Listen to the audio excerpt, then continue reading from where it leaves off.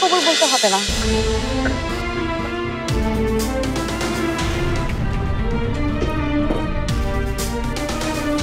পারলাম না তাথই, আমি তোর কথা আর রাখতে পারলাম না। বিয়ের নামে তোর করা এই সুইসাইড আমি আর কিছুতেই মেনে নিতে পারছিলাম না। আর পারিনি বলেই সঙ্গে করে প্রমাণ নিয়ে এসেছি। সেই প্রমাণ, যে প্রমাণের অভাবে তোর সাথে করা এত বড় অন্যায় আমাকে মুখ বুজে সহ্য করতে হয়েছে। মেনে নিয়ে চুপ কর তুই। তুই আর একটা কথাও বলবি না। তুই এখান থেকে যা, যা এখান থেকে। মানে তুই কি বলছিস? তোকে বলেছি না, যত কিছু হোক না কেন এই বিয়েটা আমি করব। আসলে আমারই ভুল হয়েছে তোদেরকে এখানে ডাকা। তুই কি বুঝতে পারছিস যে তুই কি করছিস? আমি জানি আমি কি করছি, আর আমি চাই তুই চুপচাপ সেটা আমাকে করতে দিবি। কোনোদিন না, আজ এই ভরা মজলিসে সবার সামনে তোর সাথে অন্যায় করা প্রত্যেকটা মানুষের মুখোশ আমি খুলে ছাড়বো। আর এই মুখ আর মুখোশের মাঝে দাঁড়িয়ে আছে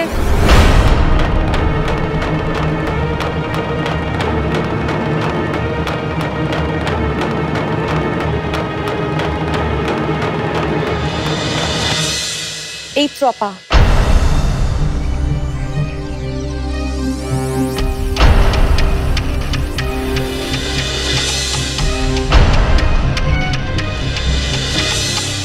আপনারা নিশ্চয় জানতে চান কে এই ত্রপা।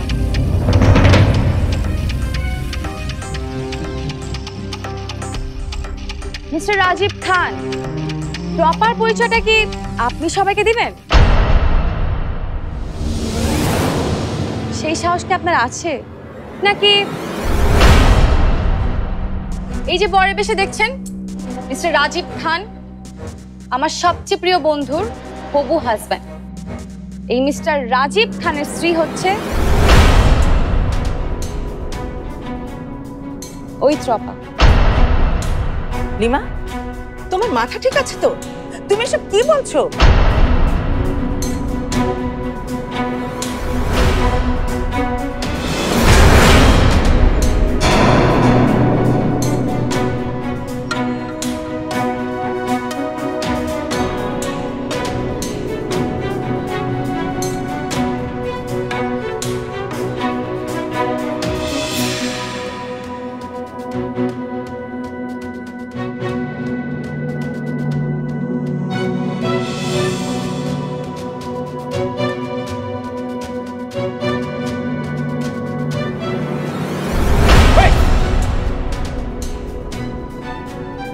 ভাইয়া প্লিজ চুপ, একদম চুপ।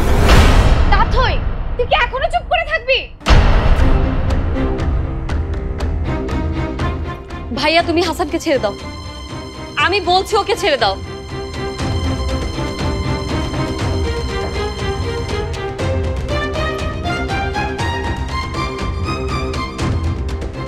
হাসানকে ছেড়ে দাও ভাইয়া,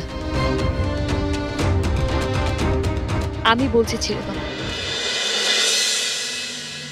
অনেক করেছিস আমার জন্য, অনেক অপমান সহ্য করেছিস।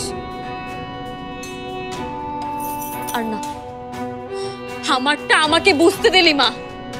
কবুল বলে ফেলেছি, আমার বিয়ে হয়ে গেছে, এখন কিছুতেই কিছু হবে না। তোরা এখান থেকে চলে যা, আমি বলছি তোরা এখান থেকে চলে যা। না, কেউ কোথাও যাবে না তাথই।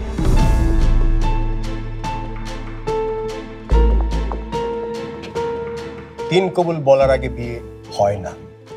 এ বিয়ে হয়নি।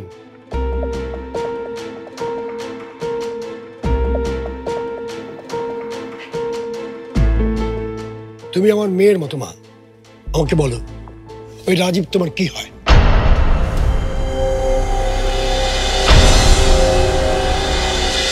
আঙ্কেল, আপনি জানতে চেয়েছিলেন না রাজীব আমার কে হয়?